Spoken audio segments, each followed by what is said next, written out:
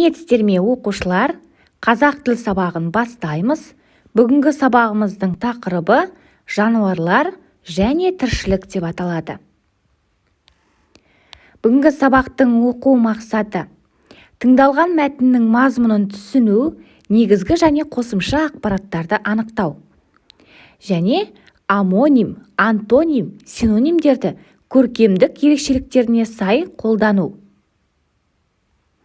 Балалар, ендеше сөз мағынасының синоним және антоним деп аталатын түрлеріне назар аударайық.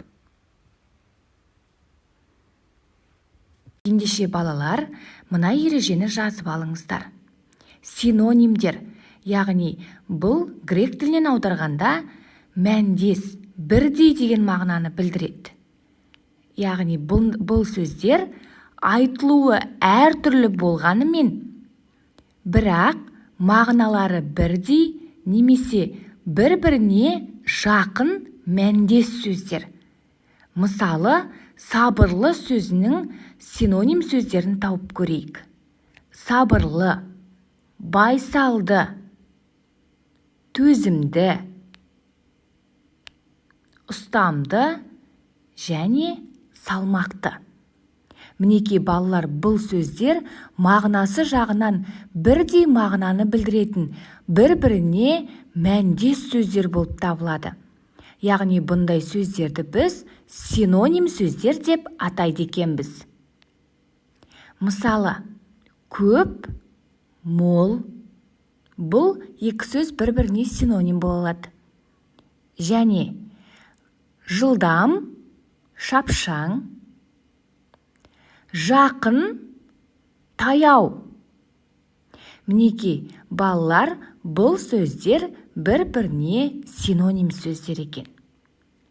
Ал енді антоним сөздер мағыналары бір-біріне қарама-қарсы сөздерді антоним сөздер деп атайды екенбіз.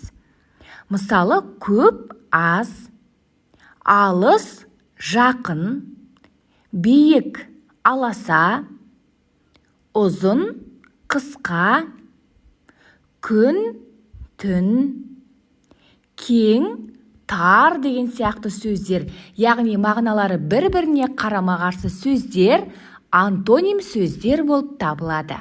Синоним сөздер мен антоним сөздердің ерекшеліктерін түсінген болсақ, тыңдалым мәтініне назар аударайық.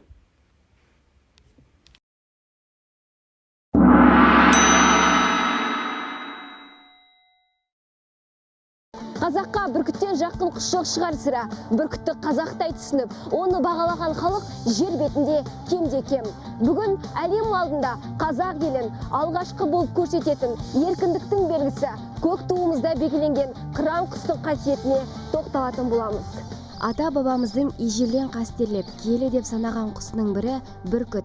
Халқымыздың өткен тарихы мен күнделікті тұрмыс тіршілігі тікелей бүркіт құсымен тығыз байланыста болғандықтан ба, халқымыз бүркітті ерекше дәріптеп, құс патшасы, көк аспанның әміршісі, құс төресі, аспан перісі деп өте жоғары бағалап, оған үнемі құрметпен қараған. Бүркіттің аспандағы сол еркін жүрген құсты қолына қондырып, оған жердегі аңды ілдіріп, одан түлкі алып, қасқыр аулап, соның терісіменен ішек бір-біріне тымақ сыйлап, көңіл жалғаған халықпыз. Бұл осындай табиғатты, осындай құбылысты меңгеру, оны өзінің өмірінің бір мән мағынасына айналдырып жіберу деген кез келген халықтың қолынан келе бермейтін, және ол өте ұзақ уақытты, ұзақ барысты бастан кешіретін дүние. Бүркіт сұңқар тәрізді қаршыға тұқымдасының қырандар туысына жататын ең ірі және бірбеткей саналатын мекенді жыртқыш құсы. Көздеген аңын құрығынан босатпайтын қырағы құс.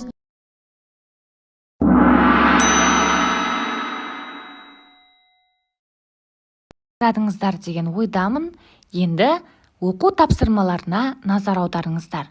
Бірінші тапсырма: тыңдалым мәтінінен алынған ақпараттардың дұрыс-бұрыстығын анықтаңыздар. Яғни сіздерге мәтіннен алынған ақпараттар берілген, бұл ақпараттардың мәтін мазмұнына сай немесе сай еместігін екендігін анықтайсыздар. Екінші тапсырма: мына сөздердің антонимін және синонимін табыңыздар. Ендеше балалар, сіздерге берілген тапсырмаларды орындауға сәттілік тілеймін.